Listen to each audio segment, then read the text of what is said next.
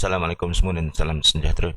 um, Kali ini aku nak membincangkan mengenai StarMods IEC yang apa yang menjadi macam ni, apa yang mengkuasakan dia lah. Apa yang menjadi engine kepada dia.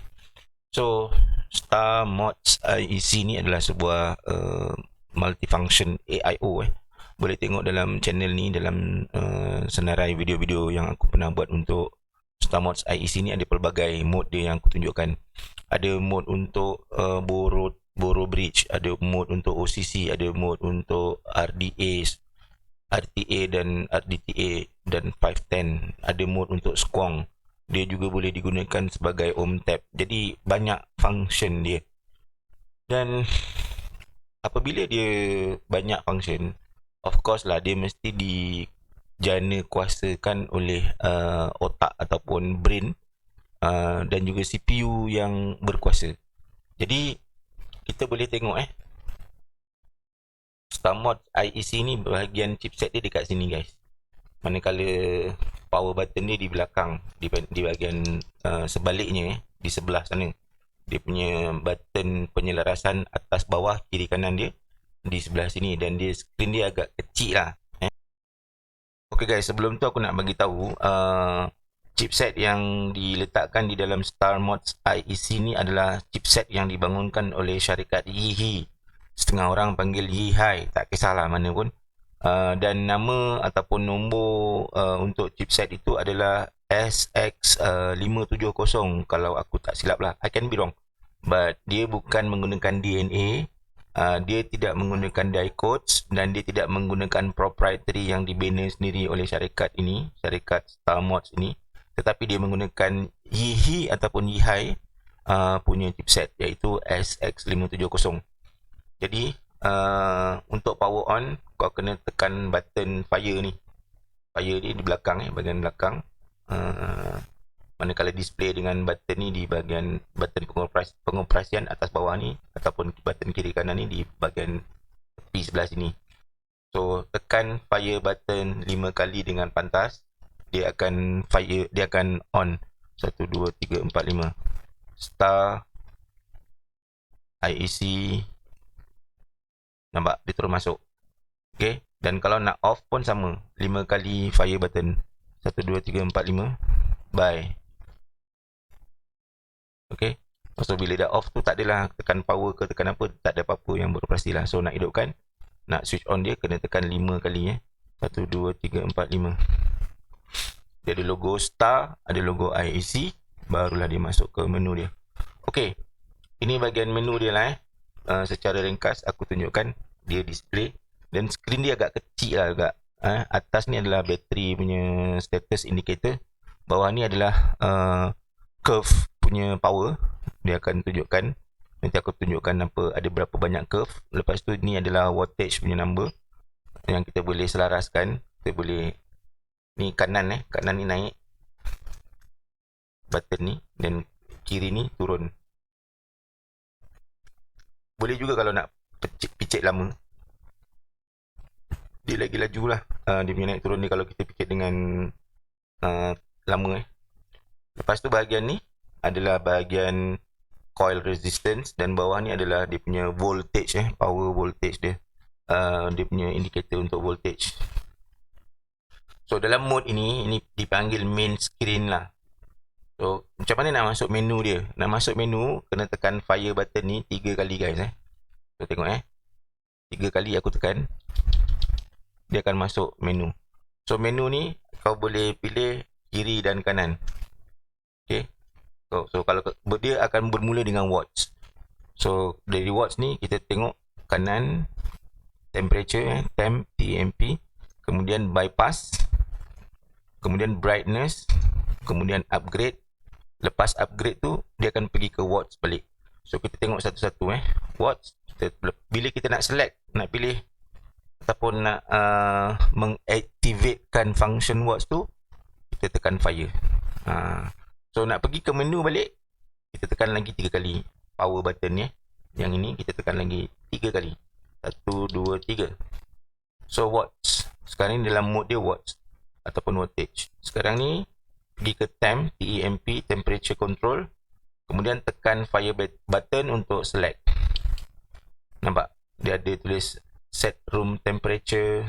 Lepas tu dah set room temperature, tekan power. Lepas tu apa jenis coil, apa jenis material yang digunakan. Bila kau dah pilih tu, kau tekan power. Lepas tu ada nombor ni. Lepas tu tekan power balik. Lepas tu auto lock. Lepas tu tekan balik. Lock pada yang itu. Nampak? Lepas tu di main screen dia akan tukar tau. Tadi tu wattage ada nombor kan. Sekarang nombor dia dah lain dah. Bawah ni pun ada info lain. So kau nak tukar dari temperature control kepada function lain pula, tekan power button balik 3 kali. Okay, select. Pilih dulu apa yang kau nak masuk. Tadi kita dekat temperature, sekarang kita dekat bypass. So nak activatekan bypass tu, select dengan memilih power button. So sekarang ni dekat mode bypass. So dalam mode bypass ni dia akan tunjuk BY, ringkasan kepada bypass. Kemudian kalau nak tukar tak nak bypass, kita tekan juga power button 3 kali. Watt, temperature, bypass, brightness. Brightness ni apa? Dia boleh selaraskan, boleh adjust apa nama screen tu. Kalau kita pilih, tekan fire button, kemudian satu, nampak tak? Dia makin jelas, makin terang, makin terang, makin terang. Makin kita pilih tekan button kanan tu, dia makin terang, makin terang, makin terang. Aku letak satu je, bagi jimat bateri sikit. Lepas tu tekan power. Kemudian tekan lagi 1, 2, 3. Tadi brightness. Kanan lagi upgrade. Ni kalau nak connect kepada PC dan menggunakan software yang Yihai bagi untuk upgrade firmware lah. Tapi sekarang ni rasanya tak perlu, sebab aku dah pergi check dekat website Yihai untuk download dia punya PC suite connection dia apa semua. Tak ada lah. Aku tak jumpa. Kalau korang tahu, kalau korang jumpa, korang boleh bagi tahu. So kalau dalam function upgrade ni, bila cocok USB port dia ni, dia akan connect pada PC komputer dan dia akan kita boleh buat upgrade firmware dia dan benda-benda lain lah. So sekarang ni bila beberapa saat tak ditekan, tak dipicit, dia akan kembali kepada skrin utama. Okay. Sekarang ni untuk tidak memeningkan kepala, aku akan tukar dari bypass kepada wattage lah. So 1, 2, 3 watt, dan aku settlekan dengan pilih watt ni, activatekan dia dengan tekan fire button. Okay. So sekarang ni ada satu lagi function dia yang korang kena picit ni ini barang. Button atas, bawah, kiri, kanan ni kan, pengoperasian ni kau tekan serentak bersama. Nanti dia akan keluar ni untuk curve. Neutral, soft, hard. Dia akan patah balik pergi neutral. Kau boleh tekan kiri kanan ni, boleh pilih. Kalau kanan neutral, lepas neutral soft, lepas soft hard, lepas tu neutral balik. So neutral ni dia punya firing tu dia macam tu. Dia static je. Dia gitu je. Dia sama je bila kita bila kita puff, bila kita inhale.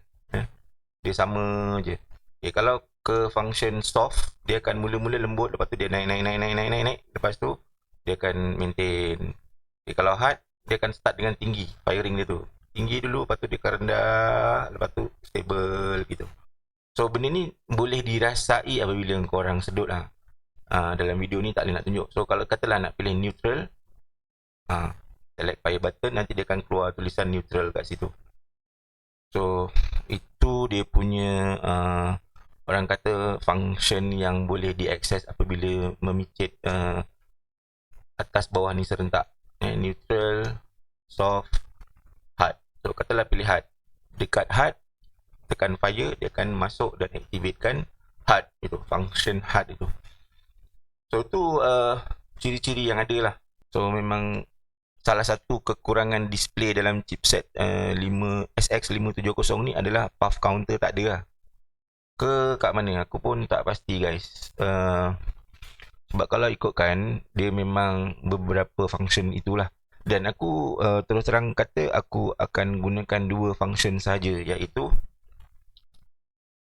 Kalau aku tak guna wattage, aku akan guna bypass. Bypass ni especially bila aku main squong, memang aku akan guna function bypass lah. Dia lebih nendang lah dan bergantung pada bateri ya. Bateri kalau banyak and bateri full, dia akan bypass ni, dia akan lebih power, dia punya wattage dan voltage dia tu akan lebih tinggi. So kalau tak bypass, aku akan pergi ke wattage sahaja. Lebih simple, lebih mudah pengoperasian dan semua orang pun tahu macam mana nak guna function wattage dalam mod ataupun AIO korang. So itu dia tadi serba sedikit dia punya run through ataupun aku bawa korang menjelajah fungsi-fungsi yang ada pada chipset SX570 yang didatangkan dalam StarMod's IEC ni. So itu dia punya user interface dan dia punya pengaksesan menu-menu dia lah.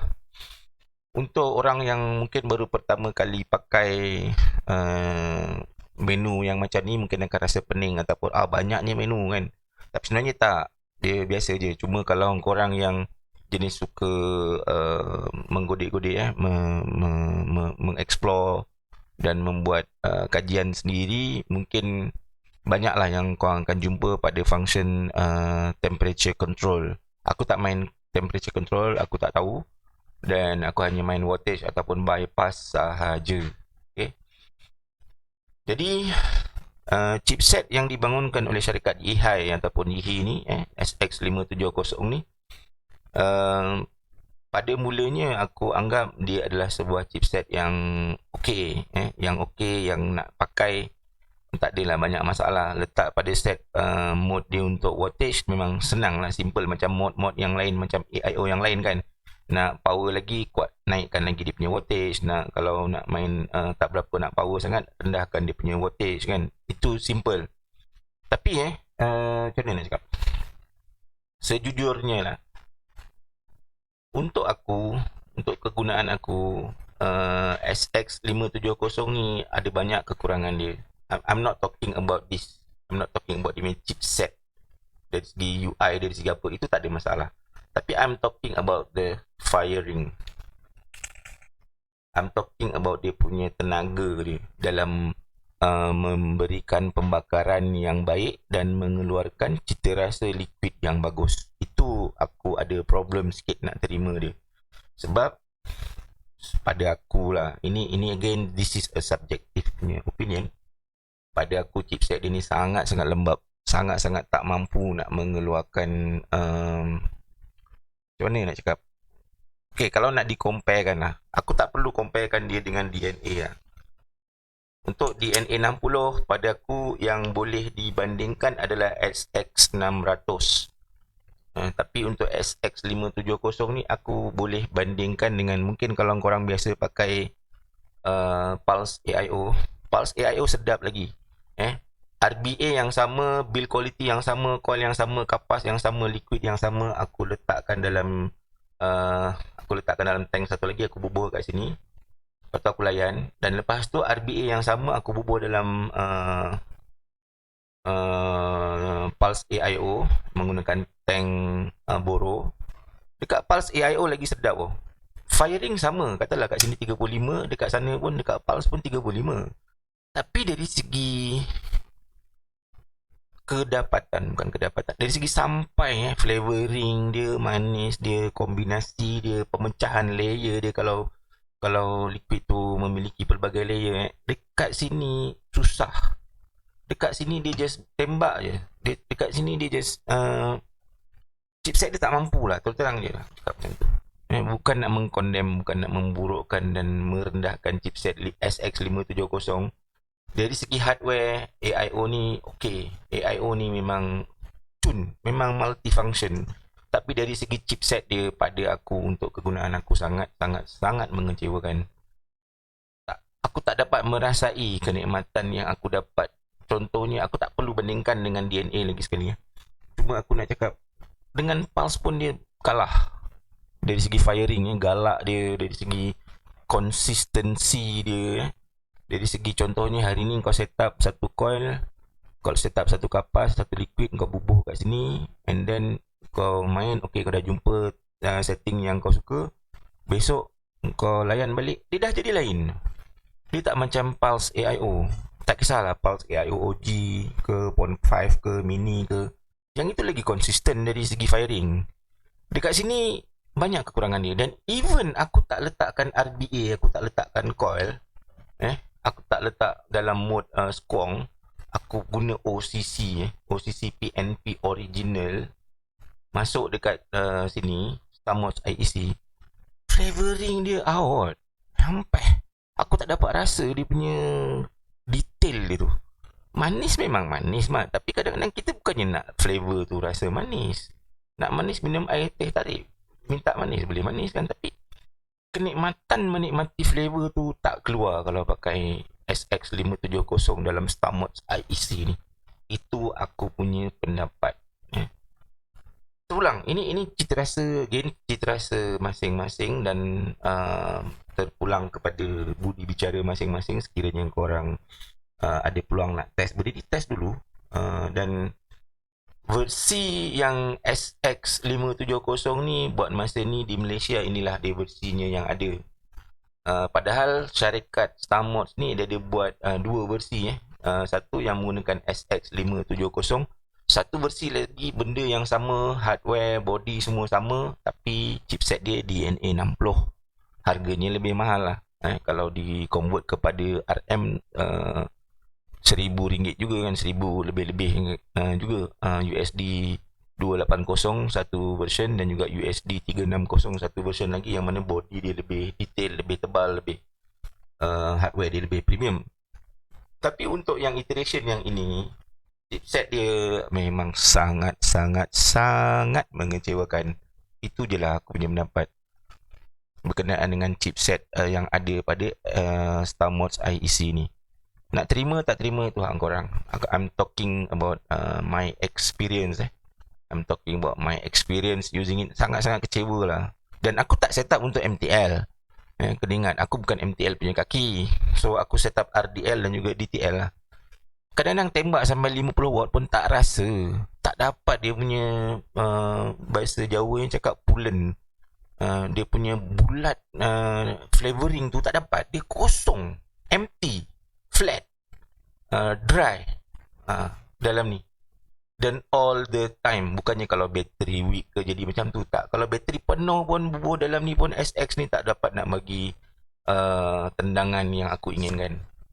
Benda ni aku sangat kecewa sebab dia digembar-gemburkan sebagai memiliki pembakaran dan flavoring yang bagus. Aku letak RDA ni untuk squong pun aku guna bypass.